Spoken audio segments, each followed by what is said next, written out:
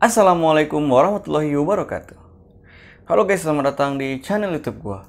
Kali ini gua mau nge-share cerita pengalaman kisah gua mencari kerja dari kampung merantau ke Jakarta sampai sekarang diterima kerja di salah satu bank syariah anak BUMN di Kota Bekasi. Bagaimana ceritanya? Check it out. Jadi kisah gua itu bermula dari gua wisuda 2018 bulan Februari. Seminggu habis gua wisuda, belum terima ijazah ya gue masih ada perusahaan asing datang ke kampus gue. Keren cuy, gede itu pamfletnya, nawarin pekerjaan sebagai agronomis sama administrasi dari perusahaan asing gitulah. Nah, kita tertarik kan dengan ininya, kata-kata dulu. Kita tertarik kan dengan perusahaannya kan. Gue belum pernah daftar pekerjaan sama sekali, baru tamat kuliah, benar-benar baru tamat kuliah langsung daftar kerja gitu, datang ke kampus lagi kan. Jadi singkat cerita, dia seleksi lah teman-teman gue yang juga tamat yang berbagai macam. Itu udah 200-300 orang yang seleksi, yang lolos cuma 4 orang untuk posisi agronomis itu. Beberapa wawancara pakai bahasa Inggris dan lain gue udah lewatin semua, lolos kan. Nah cuman gue pas lolos tuh ditawarin dulu, coba dulu pekerjaannya mau nggak, kata bosnya. Nah gue coba kan, itu daerahnya di daerah Pasaman, itu jauh cuy, daerah Pasaman Lubuk Basung, jauh dari tempat gue. Terus di daerah-daerah gitu kan, ke kampung-kampung gue disuruh. Saya tugasnya itu adalah nawarin bibit jagung perusahaan mereka ke petani-petani sama toko-toko gitu loh. Anjir, kata gue, agronomi itu kan artinya sepemahaman gue itu kayak ahli di bidang pertanian gitu ya, ngawasin lahan. Ekspektasi gue gitu, ternyata enggak. Ternyata setelah gue tahu, ternyata bukan seperti itu pekerjaannya. Ya udah, gue cuma sebulan di sana, coba kalau misalkan gue cocok, gue menggunakan kontrak gitu, karena dia nawarin gitu doang dulu, masih gue kesempatan. Akhirnya ya udah, gue minta keluar aja, gue cari kerjaan lain. Akhirnya gue fokus tuh habis sebulan di sana. April gue ngurus ijazah ke kampus gue lagi. Nah habis itu, habis lebaran gue apply lagi beasiswa. Habis lebaran gue daftar lagi pekerjaan. Ada PNS belum buka waktu itu karena masih lama. Gue masih daftar ini jadi peneliti di salah satu lembaga riset anak BUMN di Medan. Kemudian gue pergi bolak-balik ke Medan beberapa kali ya. Jadi gue tes itu dari bulan Juli sampai bulan Oktober ya, 5 bulan lah. Berbagai tahap gue lalui, dari ribuan orang yang daftar tinggal 36 orang lagi. Pas di tahap terakhir ketemu sama direktur utamanya, gue langsung down karena gue nggak bisa jawab pertanyaan dia. Rumus-rumus di zaman SMP itu gue nggak ingat lagi tuh, jadi gue blank dan lain-lain lah. Mungkin belum rezeki gue di sana, gue nggak lolos.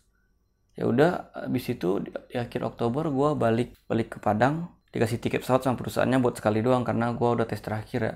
Pas pulang beberapa hari kemudian, adik dari kakek gue itu, One namanya, meninggal dunia. Anjir, itu bulan Oktober itu bulan-bulan paling berat dalam hidup gue. Seminggu kemudian ibu gue itu asmanya kambuh karena mungkin bersedih ya, nggak tahu, karena neneknya yang meninggal. Ibu gue tuh asmanya kambuh, dirawat di rumah sakit. HP gue rusak, gue nggak dapat kerja, nggak lolos kerja. Abis itu ibu gue sakit, nggak ada uang. Anjir, ini masa-masa paling berat dalam hidup gue. Ibu gue mulai sembuh, udah pulang. Gue sering tuh denger omongan dari orang, dikata-katain gue tuh di kampung, nggak berguna lah, beban orang tua lah, udah tamat kuliah nggak ada kerja lah, di rumah doang lah, macam-macam. Gue kesel banget gue karena gue berusaha ya, cuman orang taunya gue tuh cuma main laptop doang, daftar kerja. Ya udahlah, terus suatu ketika Allah ngasih solusi. Gue pengen ngerantau kata gue, cuman gue takut gue nggak punya uang. Kalau mau tinggal di rumah orang, gue nggak enak numpang lama-lama. Tuh gue juga nggak bakal tahu nih dapat kerja langsung atau enggak. Tapi ya udahlah, suatu ketika sebelum gue berangkat, ada nenek yang baik banget sama gue. Dia tahu HP gue rusak, karena HP gue tuh waktu itu habis jatuh ya dari WC. Layar retak setengah, jadi nggak bisa dipakai lagi. Udah HP nggak ada dan lain-lain lah, kacau. Terus gue dikasih uang sama dia 300.000 ini buat beli HP katanya. Nah, sekarang neneknya udah meninggal sih, semoga dia di alam kubur diberikan kemudahan karena sering bantu gue tuh semasa hidupnya. Jadi waktu dulu gue dikasih uang 300.000, itu yang gue pakai buat ke Jakarta. Gue hari Jumat, itu Jumat sore, gue habis sholat Jumat di masjid, tiba-tiba om gue tuh sepupu dari ibu gue manggil gue saat ini loh, ya om, gue rencana mau ke Jakarta hari Minggu, ikut nggak lu ke Jakarta yuk, katanya. Dia gue jajakin ke Jakarta buat cari kerja, katanya. Cuman kalau lu nggak betah di sana, pulang kita pakai mobil gue, katanya. 2 minggu doang kok di Jakarta. Ya udah, oke, kata gue. Cuman dalam hati gue tanya ke ibu gue, gimana ya? Ya udah, pergi aja ke Jakarta, nggak apa merantau. Udah gue temuin lagi omnya. Om, oke, ke Jakarta, siap. Gue siapin baju gue semua, baju gue siapin semua, koper sama tas gitu loh. Ya ke November gue berangkat 2018 itu ya, gue berangkat ke Jakarta naik mobil dia sama temannya, sama adiknya, sama driver. Dia mau jual mobilnya, dia kan punya usaha mobil, jual mobil gitu ke Jakarta.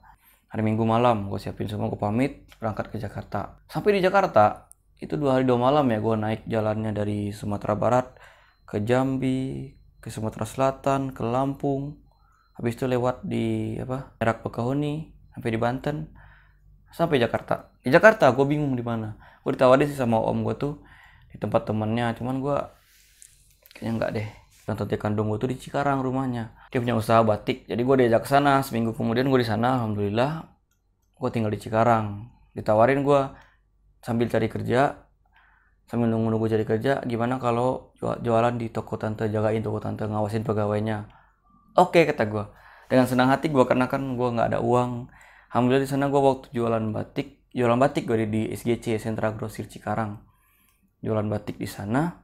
Alhamdulillah tiap hari dari bulan akhir November, Desember, selama itu gue sambil jualan, gue daftar kerja ya. Gue bawa laptop ke sana, ke mall itu, sambil ngelainin pelanggan. Kalau lagi sepi gue daftar kerja pakai HP yang gue pinjam dari adik gue yang di Mesir. Dia kuliah di Mesir, kebetulan dia mau ngasih HP-nya pulang buat ibu gue, cuma gue pinjam buat merantau. Nah, gue pakai itu buat tethering, sama gue daftar kerja di sambil ngelayanin pelanggan jual beli batik. Biasanya yang beli itu orang-orang di kawasan pabrik, area industri Cikarang itu ya biasanya. Terus habis itu gue kalau lagi sepi gue daftar. Jadi selama dari bulan Desember itu gue daftar terus, setiap hari gue daftar. Nggak ada yang manggil gue, nggak ada yang nerima gue. Cuma satu yang manggil gue, perusahaan HP smartphone manajemen trainee. Ternyata gue datang ke sana, ke Jakarta. Dari Cikarang ke Jakarta tuh cuma sejam ya paling naik kereta. Kesana ternyata gue MT itu manajemen trainee-nya tuh buat jadi sales, ngejualin HP di konter gitu. Oh yaudahlah, nggak usah lah, kata gue. Gue udah pernah jualan jagung, nggak dulu deh, kata gue. Coba yang lain dulu, kata gue. Akhirnya gue daftar lagi. Tiap hari itu gue daftar. Apa tuh yang job street itu gue daftar semua. 10 tuh 12 gue daftar semua tiap hari itu. Selama waktu semuanya lagi orang sepi, gue daftar kirim lamaran, amalan via online aja semuanya. Ada juga yang punya ada lowongan, gue buka open kerja, gue buka semua situs pekerjaan lah, open kerja dan lain-lain, di mana-mana aja gue daftar. Gue buka linknya, semuanya gue daftar. Jadi gue tuh di sana tuh selain gue meningkatkan usaha gue mendapat kerja, karena gue udah sebulan di sana tuh, sampai kapan gue di sini tuh. Sebulan pertama itu berat cuy, sebulan pertama gue di sana berat. Gue sering sakit ya di mall itu karena AC-nya kuat. Gue nggak kuat AC cuy, orang kampung dari Padang ke Jakarta lah namanya. Nggak pernah, biasanya di Bukit Tinggi nggak ada AC. Di sini gue pakai AC, sering sakit, sering demam gue. Tiap zuhur, asar, maghrib, isya gue sholat tepat waktu di masjid. Pas azan gue langsung ke atas, langsung sholat berjamaah. Kan gue dikasih om gue tuh gaji tuh per hari, kasih uang saku lah buat karena udah bantuin dia jagain tokonya. Padahal gue dikasih tempat tinggal, dikasih makan juga, cuma dikasih uang juga gue. Baik banget lah mereka pokoknya. Habis itu gue dikasih uangnya itu gue kirim ke orang tua gue, sama gue sedekahin. Tiap gue sholat sholat di zuhur, asar, maghrib, isya itu gue tiap sedekah minimal 10.000 lah, 5.000 lah ke pas waktu sholat ya. Bro, mudah dapat kerja, kata gue. Sholat di sana, habis sholat gue sholat hajat biar keterima kerja. Tiap hari gitu gue sampai selama sebulan. Nah, di awal Januari 2020 2019. Gue keterima tuh lolos seleksi administrasi di salah satu bank syariah anak BUMN di Jakarta. Gue daftar kan. Tes itu udah berapa kali ya? 1, 2, 3, 4 tahap. Yang pertama administrasi, kemudian wawancara dengan user, kemudian psikotes, wawancara psikolog sama MCU 5. Nah, gue lolos administrasi. Ternyata gue pas daftar itu kan di akhir Desember gue daftar tuh. Gue kasih alamat gue tuh di Cikarang. Itu seleksinya itu di Jabodetabek ya, area Jabodetabek tuh dites tuh. Jadi angkatannya ada tuh Assistant Development Program itu programnya. Jadi gue daftar, alhamdulillah lolos administrasi. Gue seneng banget sih dipanggil tes. Jaraknya itu seminggu ya. Gue tesnya di awal Januari. Seminggu kemudian diumumkan minggu kedua Januari. Jadi di awal Januari gue dipanggil wawancara ke kantor cabang yang di Bekasi. Karena gue ngasih alamat gue tuh di Cikarang. Gue wawancara. Nah sebelum wawancara gue panik nih. Gue gak pernah wawancara. Gue pernah wawancara sih sebelumnya. Gue udah pengalaman juga sih wawancara. Berapa kali gue wawancara. Cuman kali ini beda nih. Gue selalu gagal ya. Gagal terus. Yaudahlah gue gak terlalu berharap lah. Gue punya teman juga yang kerja di perusahaan itu juga di cabang Bukit Tinggi. Gue tanya, emang ini wawancara apa aja sih? Ditanya, ya lu jawab aja. Disuruh ngaji. Kalau bank syariah kan suruh ngaji. Terus tanya tentang apa itu bank syariah. Pokoknya tentang itulah. Jelasin tentang diri lu. Terus ada 3 posisi ya waktu itu. Jadi frontliner, jadi back office, sama jadi marketing. Gue pengennya di back office sih. Kalau di frontliner muka gue itu gak support. Muka gue tuh terlalu burik. Kalau di marketing, gue nggak tahu di marketing di bank tuh gimana dulu ya. Kok gue taunya back office aja lah, kata gue di kantor gitu kan. Daftar back office. Nah pas wawancara, gue udah nanya-nanya ke teman gue nih, disuruh ngaji, disuruh jelasin lah motivasinya kerja. Jadi gue jelasin tuh, masuk ke ruangan wawancara, ganti-gantian kan. Masuk, set, 2 orang tuh wawancaranya. Gue nggak tahu nih bapak-bapak 2 ini siapa. Yang satunya pemimpin cabang, tentunya jadi supervisor. Kebetulan gue wawancara sama mereka berdua. Datang. Karena gue udah sering lihat di YouTube cara wawancara, saya udah pernah wawancara juga, udah pernah gagal juga. Udah nanya ke teman-teman gue, disuruh wawancara. Ya perkenalkan diri kamu. Gue perkenalan diri kan. Perkenalan diri, jelasin lah gue dari mana, merantau ke Jakarta buat kerja. Gitulah intinya, gue benar-benar cari kerja, benar-benar pengen kerja. Mereka lihat kesungguhan gue di sana, pengen kerja, gue pengen kerja. Disuruh ngaji, coba ngaji kan gue kan anak pesantren 6 tahun. A'udzu billahi minasyaitonir rajim. Begitulah intinya. Gue ngaji. Kata mereka bagus. Terus gue ngaji, habis itu ditanya tentang bank. Kenapa kamu, kan gue daftar di back office ya, kenapa kamu back office? Enggak tahu pak, back office. Karena ini, apa arti back office? Belakang kantor pak. Canda guys, canda. Di back office itu intinya di bagian belakang gitu, yang bagian ngurusin administrasi dan lain-lain. Kenapa nggak kamu bagian marketing aja? Saya kan gue dikasih tahu teman gue kalau kita ditawarin yang lain-lain posisinya kita harus siap aja. Saya siap ditaruh di mana aja pak. Kebetulan saya kemarin daftar di back office. Kalau ditaruh di marketing oke, di bagian frontliner juga oke. Ayo udah, tunggu aja ya minggu depan pengumumannya. Habis itu gue datang. Minggu depan lagi udah dapat pengumuman nih dari Telegram daftarnya. Minggu depannya lagi gue daftar lagi, gue cek lagi tuh, alhamdulillah tiap hari Senin ya pengumumannya kalau nggak salah. Gue cek, alhamdulillah gue lolos buat psikotes. Masih panjang nih, lolos psikotes. Jadi dari sekian kemarin yang ikutan cuma dikit yang lolos ke psikotes di Jakarta ya. Di daerah mana itu lupa gue. Psikotesnya udah disewa sama vendor itu psikotesnya, bukan sama orang kantor bank syariahnya itu. Tang sana ikut psikotes, karena kan udah gue biasa ikut psikotes yang paling berat itu waktu gue daftar jadi peneliti. Itu paling berat dari semua psikotes yang gue coba. Gue udah sering ikut psikotes, alhamdulillah semuanya lolos. Psikotes di perusahaan sawit, yang jual-jual jagung gue juga lolos. Terus yang di peneliti, yang di Medan, itu psikotesnya itu semuanya psikotesnya, ada tes koran, warteg dan lain-lain. Dari pagi, dari jam 8, istirahatnya jam 12 sampai jam 12.30. Buat sholat doang, mau makan, habis itu tes lagi sampai sore.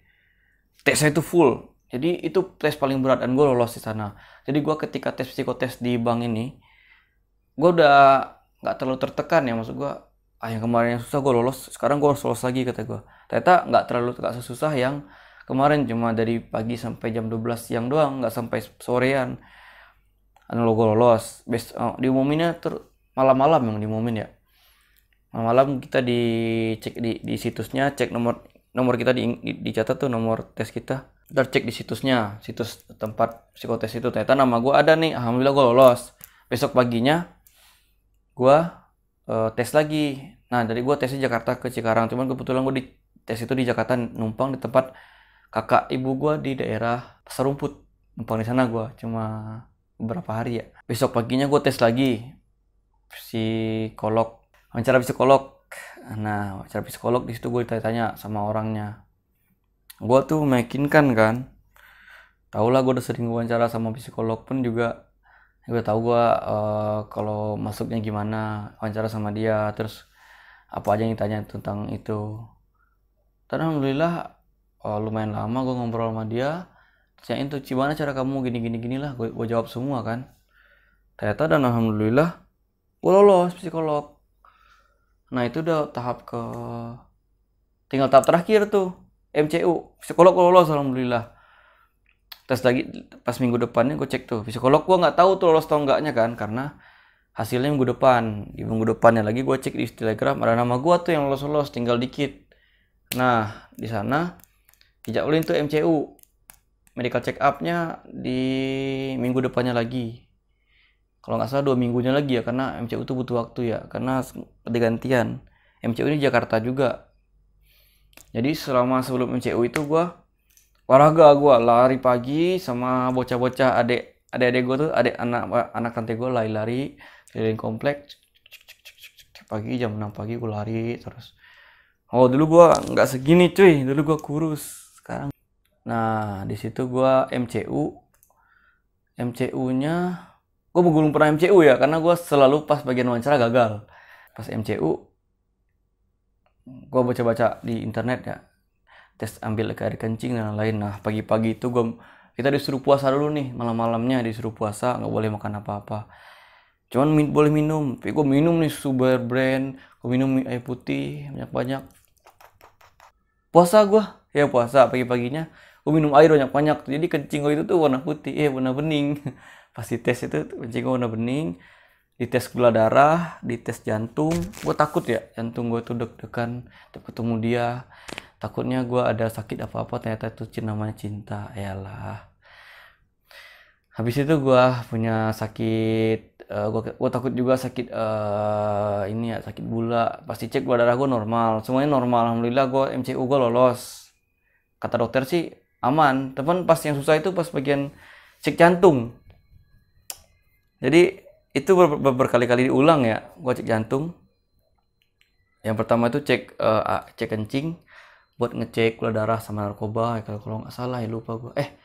Iya buat ngecek ada narkoba atau enggak lah, atau gimana lah, nggak tahu gue. Terus habis itu cek paru-paru, ronsen, bukan ada ronsen net. Habis itu cek ambil darah.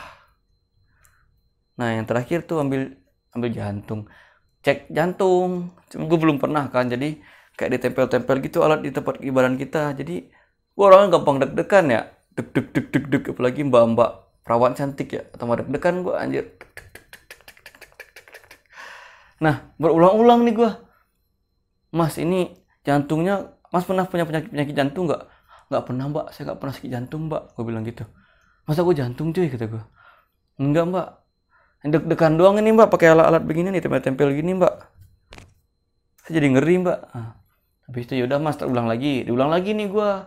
Tapi nanti ya mas ulangnya kalau orang udah pada balik semua, ya udah gue tungguin tuh di sana. Katanya coba mas cuci muka dulu, tenangin diri dulu biar nggak deg-degan.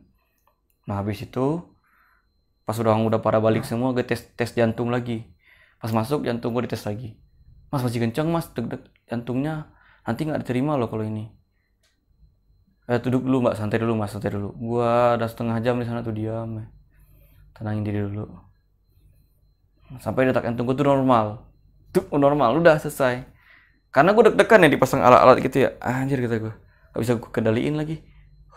Aduh, aduh, semakin gue takut semakin deg-degan ya, deg. Habis itu udah seminggu kemudian diumumin tuh hasil dari siapa yang lolos semuanya.